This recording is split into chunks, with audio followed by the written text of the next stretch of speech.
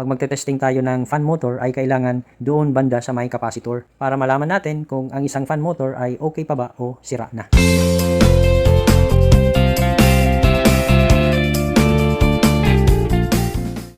Magandang araw sa ating lahat. Sa araw na ito ay papaliwanag ko po sa inyo ang dahilan kung bakit po pag magte-testing tayo ng fan motor ay kailangan doon banda sa may capacitor para malaman natin kung ang isang fan motor ay okay pa ba o sira na.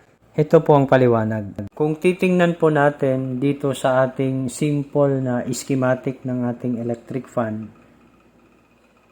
kaya po tayo nagte-testing dito sa may capacitor dahil yung running winding at saka starting winding, sila po ay kadugtong. Kung tingnan po natin, sila po ay nakaseries. Ngayon, pag may naputol dito sa may starting winding o di kaya dito sa running winding o sa may speed windings, wala po tayong masusukat na resistance dito sa may banda ng capacitor.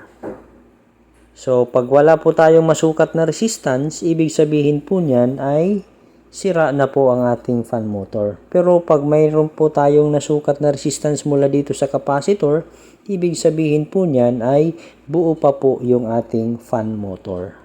Sunod na gagawin natin, tayo po ay magte-testing ng isang fan motor at alamin natin kung ito ba ay okay pa o sira na. Gagamit po tayo ng side cutting pliers at pinutol natin yung connection ng fan motor papunta doon sa capacitor. Sunod na gagawin natin dito ay babalatan po natin o tatanggalan po natin ng insulation itong black na wire. Tapos yung sunod naman yan ay yung red na wire. Ito, natanggalan na po natin ng insulation, yung kulay red at saka kulay black na wire. Yung sunod nating ginawa ay gumamit po tayo ng digital multimeter at wala po tayong nasukat na resistance ng ating fan motor. So, ibig sabihin, ang fan motor na ito ay sira.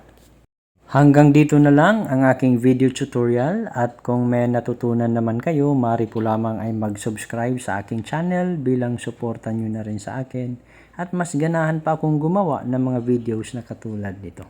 Hanggang sa muli, maraming salamat po.